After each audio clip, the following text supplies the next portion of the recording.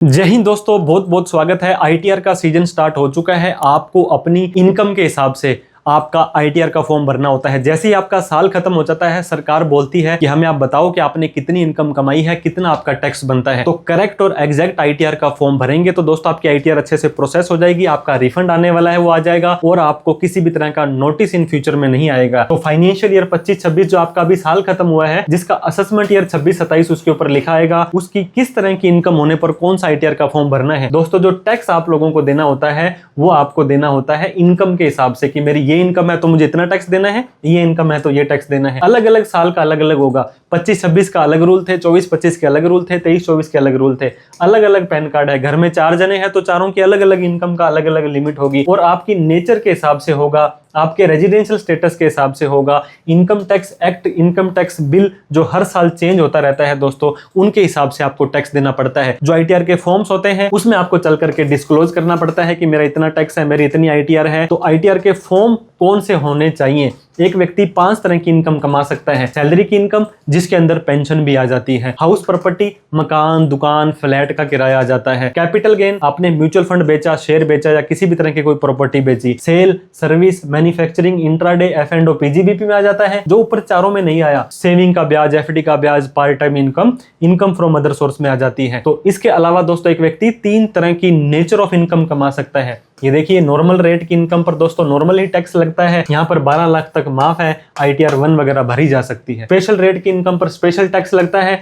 यहाँ पर 4 लाख ही माफ है। इसके बाद में लॉन्ग टर्म पर 12.5 और शॉर्ट टर्म पर 20% का टैक्स लगता है। आईटीआर के फॉर्म बदल जाते हैं। Super special income lottery, gaming, crypto होती है, यहाँ पर भी आपके दोस्तों अलग फॉर्म होते हैं। नॉर्मल इनकम जो मैंने आपको बता दी, सैलरी, रेंटल, बिजनेस की होती है, यहाँ 12 लाख तक माफ है। Special income long term, short term, ये आपकी दोस्तों सिर्फ 4 लाख ही माफ होती है। सुपर स्पेशल के अंदर lottery, gaming, crypto, horse racing वगैरह, यहाँ पर कोई भी इनकम माफ नहीं होती है। जैसी आपकी इनकम होती है वैसा आपको आईटीआर का फॉर्म भरना पड़ता है दोस्तों। आईटीआर 1 होता है, 2 होता है, 3 होता है और 4 होता है। 5 को पार्टनरशिप फर्म, एओपी वगैरह भरते हैं। 6 को कंपनी भरते हैं। 7 को भरते हैं ट्रस्ट, सोसाइटी, एनजीओ वगैरह जो भरते हैं। अब दोस्तों एक कॉमन आईटीआर सरकार ने 3-4 साल पहले बोली थी हम आपको ला करके देंगे, लेकिन अभी तक उसका कोई अता पता नहीं है। अगर कॉमन आईटीआर आ जाएगी तो लोगों को कंफ्यूजन नहीं रहेगा, आईटीआर 1 भरूं, 2 भरूं, 3 भरूं, उसमें सारी की सारी इनकम ऑटोमेटिक आ जाएगी। तो ये चीज सरकार को ध्यान देनी चाहिए। सबसे ज्यादा भरे जाने वाला फॉर्म आईटीआर 1 है। ये रेजिडेंट इंडिविजुअल भर सकते हैं दोस्तों। अगर आप एक एनआरआई हैं, आईटीआर 1 का फॉर्म नहीं भर सकते हैं। आपको सैलरी आ रही है, आपको पेंशन आ रही है, ये दिखा सकते हैं। आपको 2 जगह से किराया आ रहा है, मकान का, दुकान का, फ्लैट का, वो दिखा सकते हैं। इनकम फ्रॉम अदर सोर्स में सेविंग का ब्याज, एफडी का ब्याज, फैमिली पेंशन आ रही है। Long term capital gain, equity share और इक्विटी ओरिएंटेड म्यूचुअल फंड के 1.25 लाख तक आते हैं, तो यहाँ पे दिखा सकते हैं। इनकम आपकी सारी की सारी आईटीआर 1 वाली है, लेकिन 50 लाख से ज्यादा चली गई तो आपको आईटीआर 1 का फॉर्म नहीं भरना है, फिर आपका फॉर्म चेंज हो जाएगा। आईटीआर 1 कौन नहीं भर सकता है? नॉन रेजिडेंट नहीं भर सकता, कैपिटल गेन वाले, 2 से ज्यादा मकान वाले, बिजनेस वाले, फॉरेन एसेट, लिक्विडिटी शेयर है, लॉस कैरी फॉरवर्ड करना है। मतलब जो आईटीआर 1 का फॉर्म नहीं भर सकते तो फिर वो दूसरा फॉर्म भरेंगे। आईटीआर 2 का फॉर्म दोस्तों इंडिविजुअल भर सकता है, एचयूएफ भर सकता है, जिसकी बिजनेस की इनकम नहीं है, प्रोफेशन की इनकम नहीं है, लेकिन सैलरी की आ सकती है, पेंशन की आ सकती है, 2 से ज्यादा भी अगर उसकी मकान की किराए की आती है। Long term, short term, crypto currency, gaming, lottery, ITR 1 वाली इनकम थी लेकिन 50 लाख से ज्यादा थी। फॉरेन के अंदर कोई एसेट है, इनकम है, किसी कंपनी में डायरेक्टर हो, अनलिस्टेड इक्विटी शेयर है, इन सभी केस में आईटीआर 2 का फॉर्म भरना होगा। लेकिन अगर आपको बिजनेस की, इंट्राडे की, एफ&ओ की, सेल और सर्विस आ रही है तो आईटीआर 2 का फॉर्म आप नहीं भर सकते हैं। आईटीआर 3 का फॉर्म दोस्तों एक ऑलराउंडर फॉर्म है। जो इनकम कहीं पर भी आपको लगता है नहीं आ रही तो वो आईटीआर 3 में आ जाएगी। Business, profession, salary, proprietorship firm, अगर आप किसी फर्म में पार्टनर हो, अगर आपको कैपिटल गेन है, फॉरेन की इनकम है, किसी भी तरह की इनकम है, रेंट की सैलरी, लॉटरी, गेमिंग, क्रिप्टो, सब की सब इस आईटीआर के फॉर्म में आ जाने वाली है। आईटीआर 4 दोस्तों छोटे दुकानदार प्रिजम्पटिव टैक्सेशन में यहाँ पे अपनी आईटीआर को दिखाते हैं। अगर आप एक रेजिडेंट इंडिविजुअल हो, अगर आप एचयूएफ हो, अगर आप एक पार्टनरशिप फर्म हो, एलएलपी वाले आईटीआर 4 को नहीं भरेंगे।